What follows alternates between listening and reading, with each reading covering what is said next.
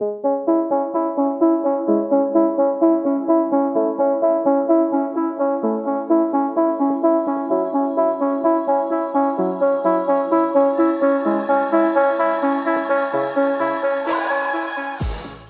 and welcome to the Blackout Podcast, where I get to talk to amazing people who do amazing things. I keep saying I'm jealous of people that can't paint, but anyway, painter, artist, just man, creative individual, Ibe Ananaba. Thanks for coming to the podcast today.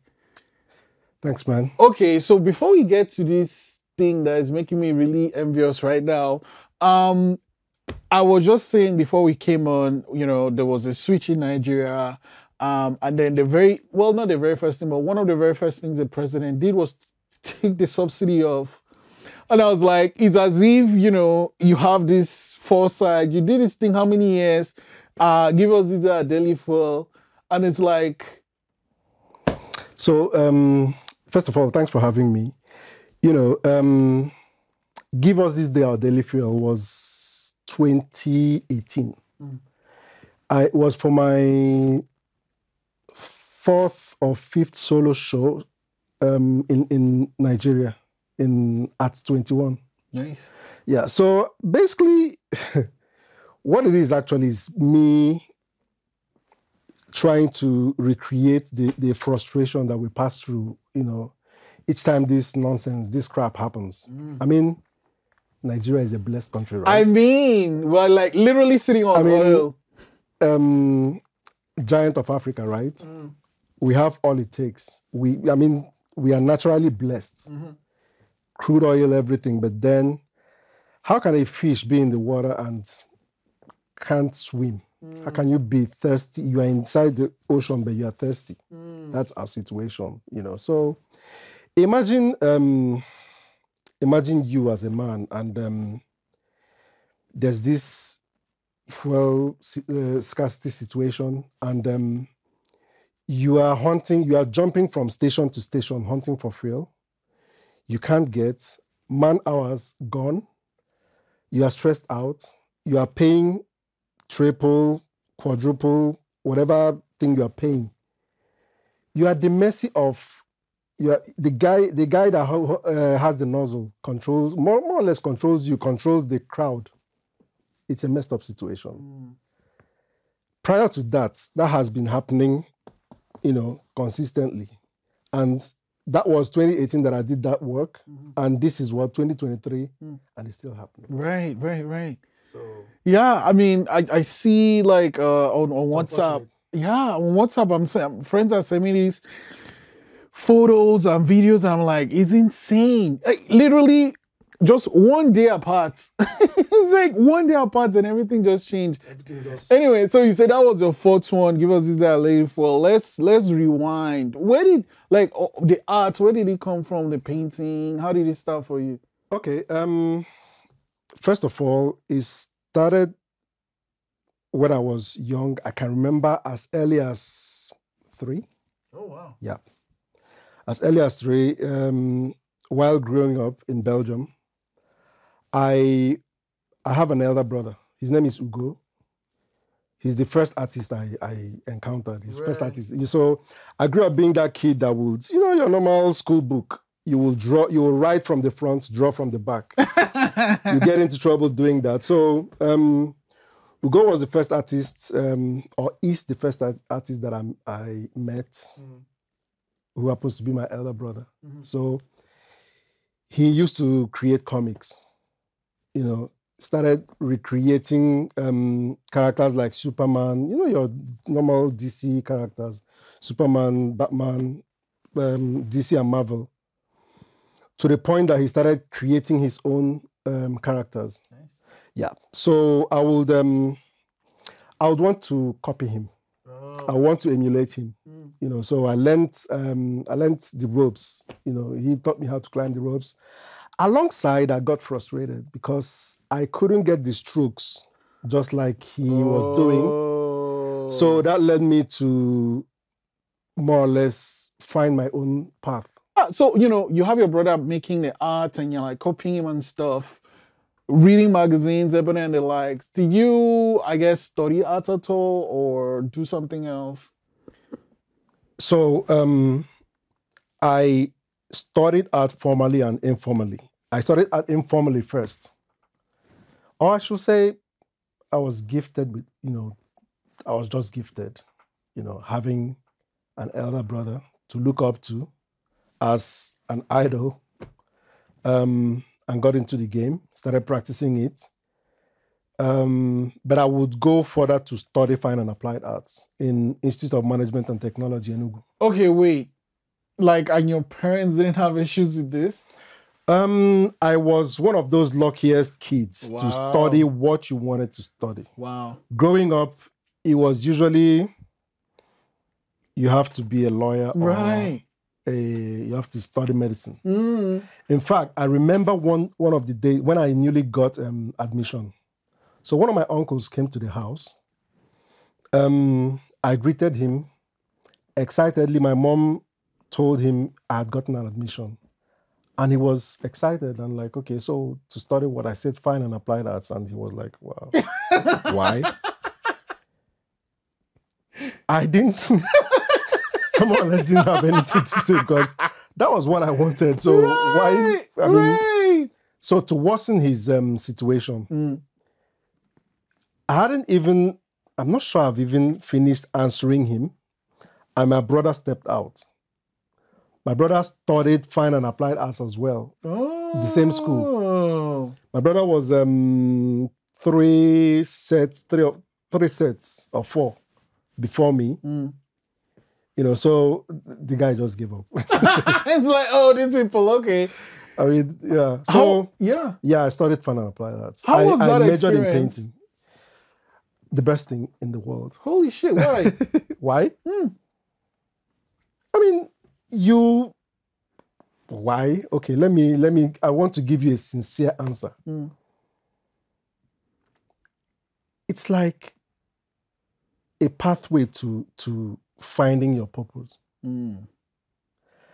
I have never had any second, and I haven't had any alternative like, okay, if I'm not an artist, I would be this, or it has, ever since I started, following the footsteps, looking up to my brother, following, imitating him and learning, I blanked out every other thing. Oh, shit. Nothing till date has interested me to say, okay, I would like to be this or that.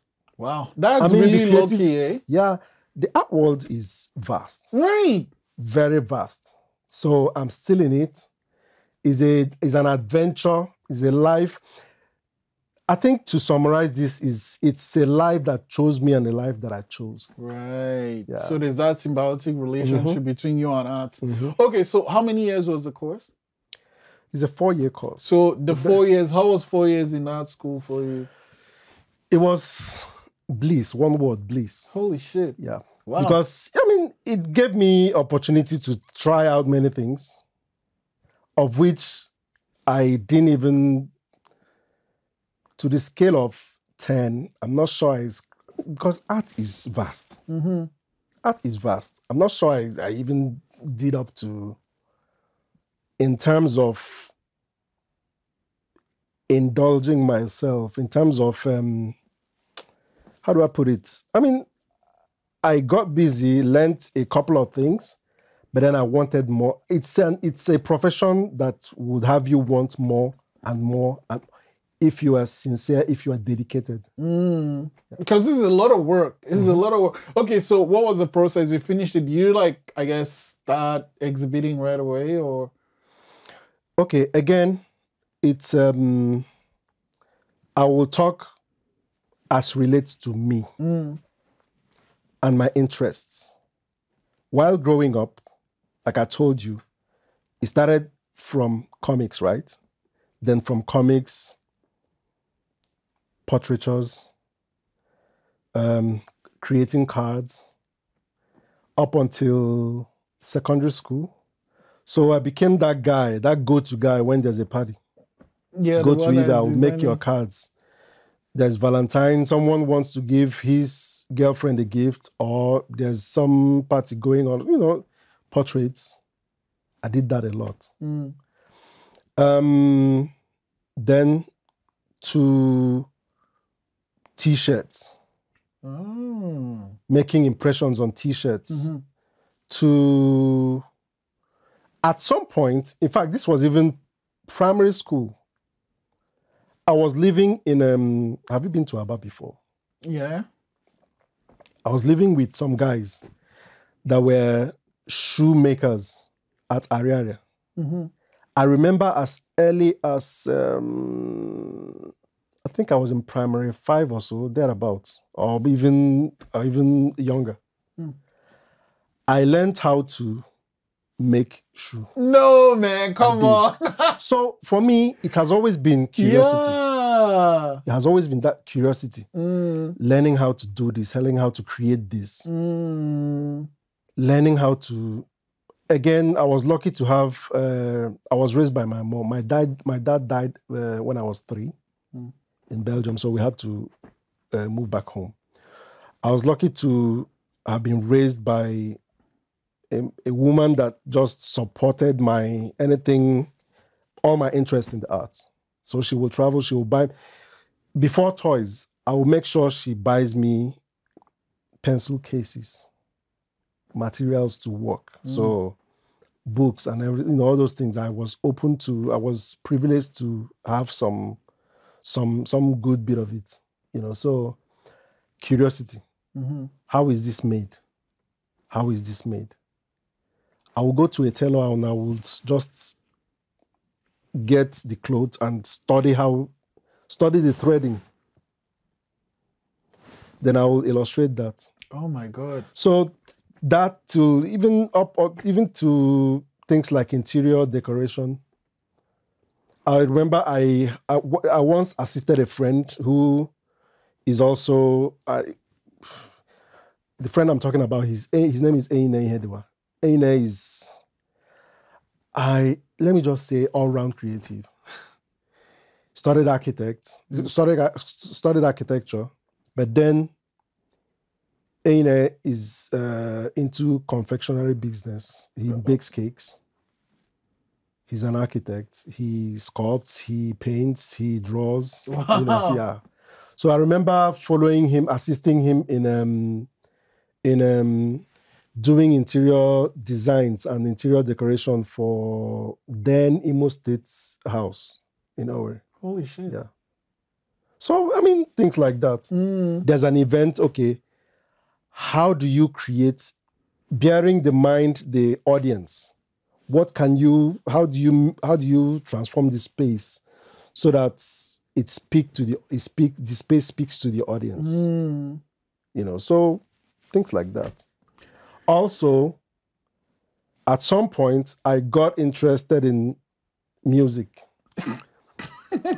I grew up a chorister, right? But then I didn't go into music professionally. But I like music. Okay. I like music. I like fashion.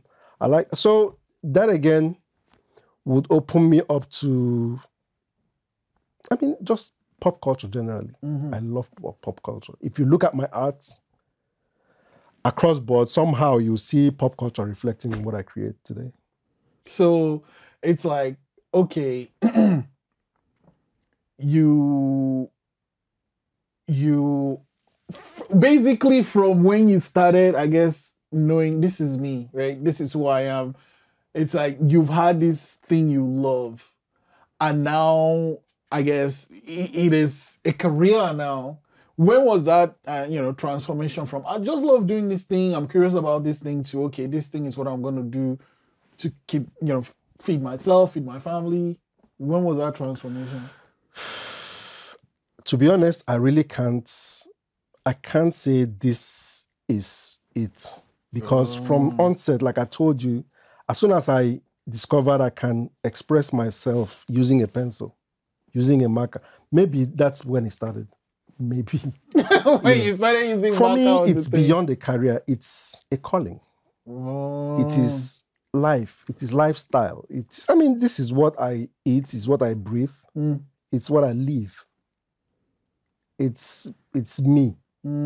It's what makes me, in my most comfortable space, it has to be within the creative space. Okay, so let's talk about the process then. So this amazing thing hanging up here, what is the process when you are like, okay, do you see the thing before it's made, or is it, as you're making it, it's making sense? Oh, I'll put this here, I'll put this here, I'll put this here. I'm the type that's I'm open-minded in terms of process. I don't have a straight-jacketed way. So to this one in particular, I had an idea. So I made this during lockdown. I had a show in Nigeria during COVID in 2020. The show was titled Towards the Light. Yes, Towards the Light. The whole idea for the show is, I was coming from a motivational perspective because this would be the first time I would experience the world being shut down. Ever. The world is shut down. You can't even step. You can't shake your guy. You can't hug anybody aside from your circle. Yes, your circle indoors. Inside, yes. Your... So it's me, my wife, my kids, and that's it. Every other thing will be virtual. Hey, how you doing? So I wanted to create something that visually talked about hope. Going towards the light. So this is actually the title. It's a series. This is one of them. This is Towards the Light 2. The first one, Towards the Light 1, is a lady. Oh. But then I had them, I had both of them looking up. So I was in my studio. I had done the lady. I needed to do I wanted to do a male version for a balance. I usually work in a series. I have an idea. I like to stretch it to exhaust it before I jump onto another theme. Because they are not busy enough. This thing for me is about storytelling. Oh, yes. It's about storytelling. It's about creating experience. It's about using what you can create to address issues, right? So thanks to cell phone, I picked up my cell phone, tried a couple of selfies, looking up and flipped through, and I saw the one that I used as a reference for this. And this is acrylics on canvas. Yeah, okay, so I gotta ask, right? You create all these things about the process. Let's actually talk about this guy, because obviously that's you. What is the process here? Yeah, okay, so to this guy was birthed 3 years ago during the global lockdown. Right. Yes. So I had my solo show titled Towards the Light, which actually happens to be the title of this piece as well. This is Towards the Light 2. So I had Towards the Light 1 is a lady, and I needed to do part 2, being a guy. Again, it's lockdown, and I couldn't find any muse. So I had to use myself, thanks to cell phones. So I pulled up my cell phone, tried a couple of selfies, and flipped through and spotted the shot that I liked most to use as a reference for this. I must say, it would be my first time witnessing the world shutting down based on COVID. Everybody, yes. So it was a motivational series that I created, which was actually the major idea for the show.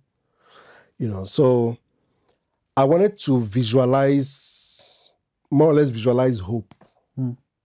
Visualize, yes, we know that we are in darkness now, but then light will always come at the end of the tunnel. So that was the thought that birthed this.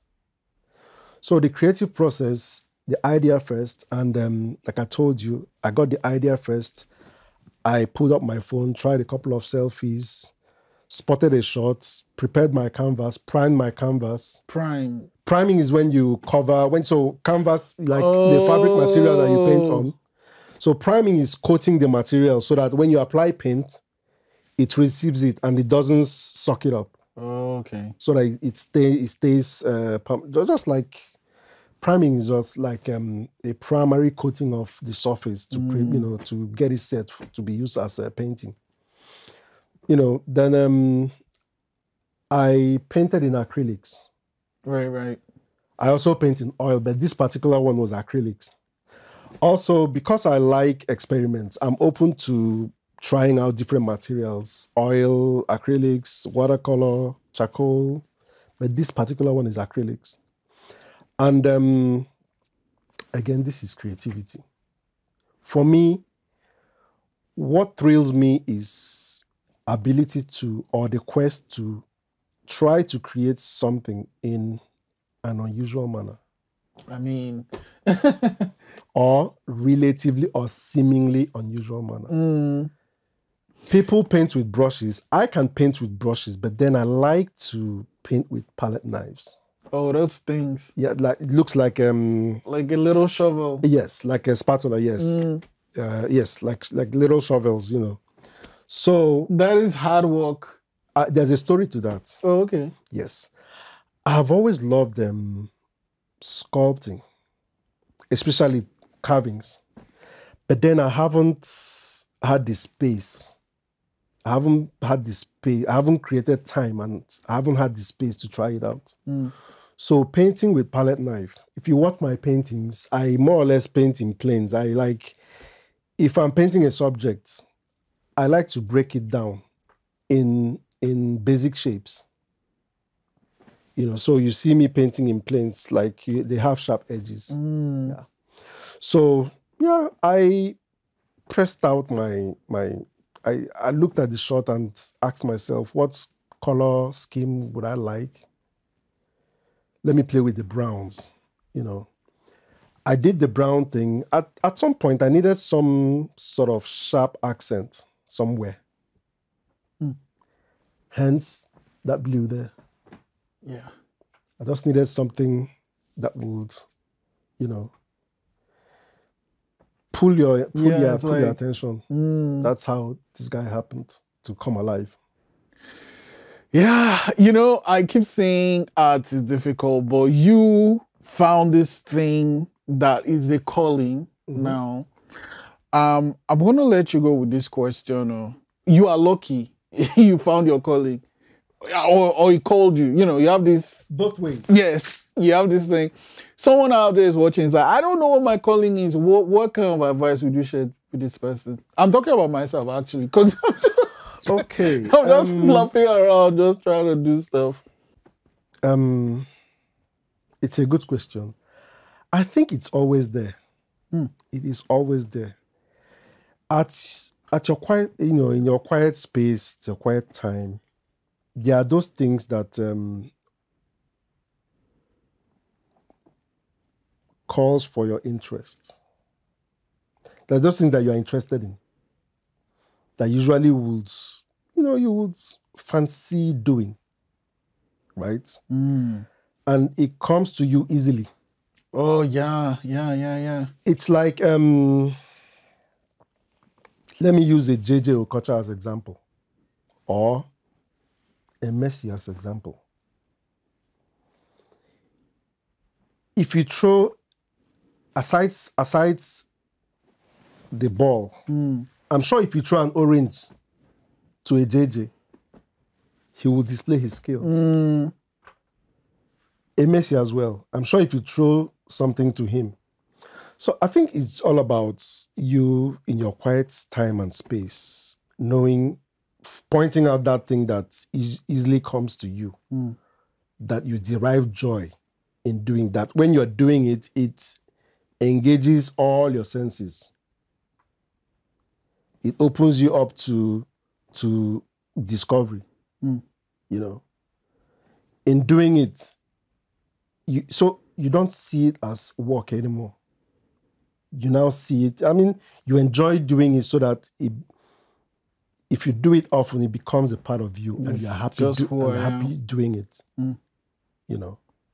And also, in the process of doing it consistently, you will enjoy. It becomes therapy.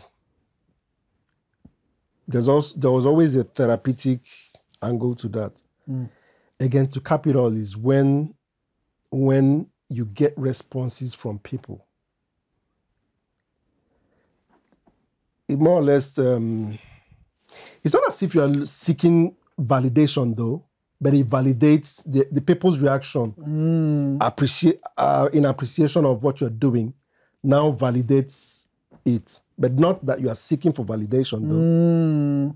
You know, but then you now figure out that there's power. You know, that is actually power. You now figure out that, look, this is my power. I can use this it's my voice. I can use this to, again, I don't want to say control, but then you can use it to influence or affect or challenge thoughts, influence thoughts. Even change the world. Exactly. Yeah. So as it applies to me, I derive joy in plugging my arts into, for, let me say, social transformation. I like seeing my art play a role within the community. Give us this day a daily Exactly. fuel. Yeah. You know, I like contributing to either sparking up a conversation or contributing to an ongoing conversation in some valuable way, coming from a vital, a crucial perspective, coming from a vantage point that, if you look at it this way, you now say, okay, this makes sense. Wow, Ibe. This is eye-opening. Thank you so much for sharing your art. Thank you so much for coming to the podcast today. You're welcome. I should thank you as well for having me here. Nice space.